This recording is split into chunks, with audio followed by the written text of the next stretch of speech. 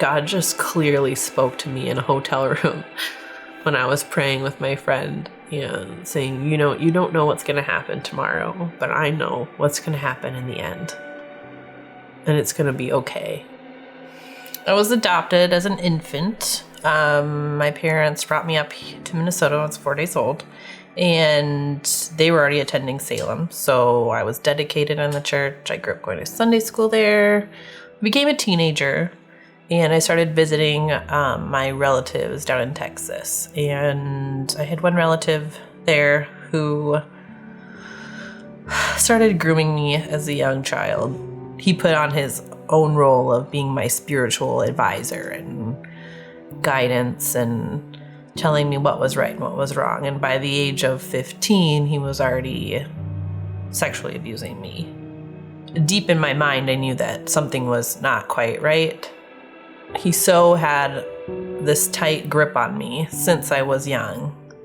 I never could see the fact that I was just so isolated.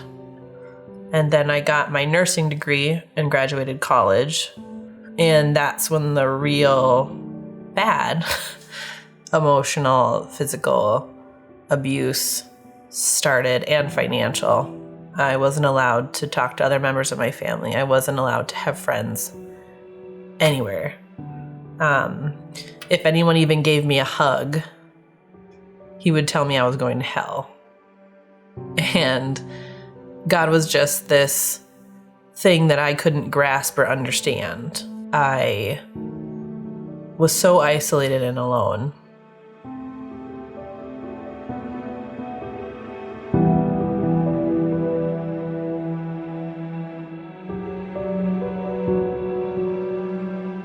At night, I would just cry to God because I didn't know what to do. And I felt like everything I did was wrong. And I didn't have anybody else to turn to. And it was funny because all I could say was, like, Daddy, help me.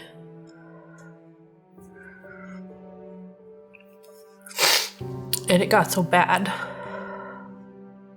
at one point where he said that I was ruining his life and he didn't even want this child. And I remember watching a preacher one time that said, if you lose a baby before it's born, when you get to heaven, you can raise your baby. You'll see your baby there. That they're waiting for you. And I just thought to myself that raising a baby in heaven would be a lot better than raising a baby down here. So I decided I was going to kill myself.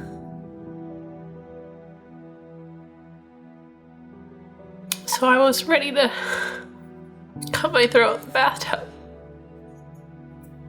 And he messaged me saying, don't do it.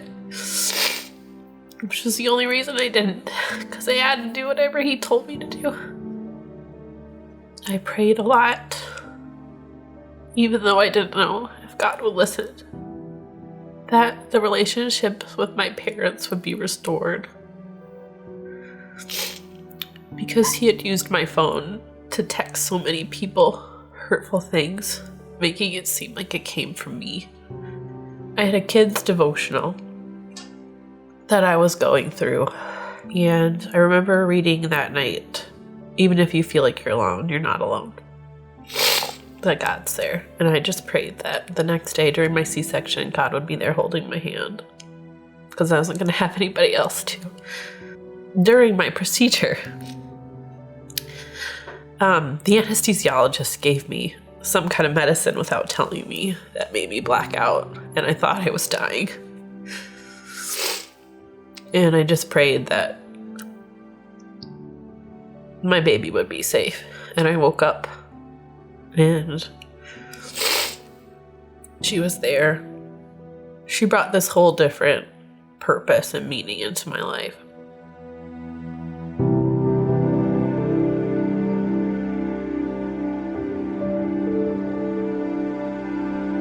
he often used leaving me as a threat. And that day he took out his credit cards, took off his keys from his key ring, and I cried, but it was the first time I didn't beg him to stay. The next day I changed the locks on my house. My mom came down. We got a lawyer. And this was a week before Faith's second birthday. I stopped all contact between him and my daughter. My dad and my mom and our family friend came down, rented a truck, and my mom flew Faith home, and we drove home, packed everything up, and we left. When we got home, it was the best feeling, the scariest thing I think I've ever done. It was the best thing at the same time. I got back to church and joined my small group as soon as I could, just to get connected to other people in the church, be with people I trusted, have a small community of people where I felt really accepted, and they had an idea of what had gone on in my life, but just really feeling safe there, being able to talk about my struggles and kind of start relearning who God was. It took a while. I remember meeting with Pastor Stephen and talking about it and starting therapy and talking more about it, but it was a blur having to learn that I hadn't done anything wrong and learn that this is really how God felt about me, that I am precious and loved and his child, and that nothing that happened to me was his fault or my fault. And it took a while for those truths to be really apparent to me. I struggled with different things for the first one, even almost 2 years. It was a lot of me still devaluing myself and what I thought I deserved, and not trusting people around me or ever trusting myself or other people to be in a relationship again, or not thinking that I was going to be alone for the rest of my life, because that was just so ingrained in me for forever. And so I finally started believing what God said about me, and that he has great plans for me, better than I could ever imagine, and for my daughter as well. And just starting to really fully put my trust in him, because I didn't trust anybody. So it was hard, but I'm definitely a different person today than I was when I first got here. One of my favorite quotes is, "She didn't know the weight until she felt the freedom." And it really was like that for me.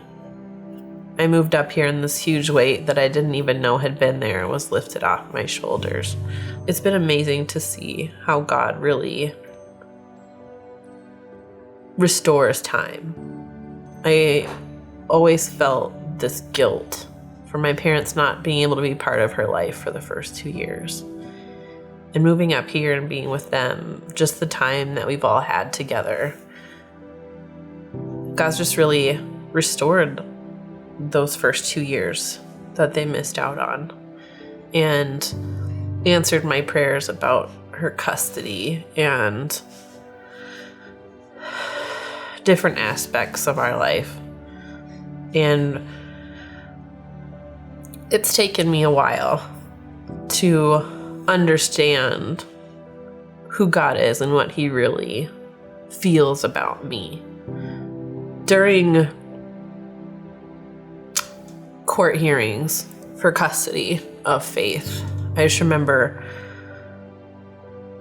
calling some of my church friends for prayer because I was just so nervous as to the outcome of what was going to happen. And God just clearly spoke to me in a hotel room when I was praying with my friend and saying, you don't know what's going to happen tomorrow, but I know what's going to happen in the end. And it's going to be okay. Like, just really learning to place my trust in him, and him being my everything for me and my daughter, teaching her to grow up in the same mindset, that she is loved and that she is cherished. And even if you feel alone and you're isolated, God is still always there with you. He shows himself in ways that you can't even see at the time. But when you look back, it's just such an amazing miracle that I'm still here today, and that my daughter and I are in Minnesota with my parents, and I'm getting married to an incredible godly man who will be an incredible Christian father to my child. And just having that Christ-focused relationship for your whole life in every aspect has just been the best thing. It's just my testimony that God has always been there for me, even when I couldn't see it. And God can lead you out of the darkest places and can just restore your entire life better than you could even imagine.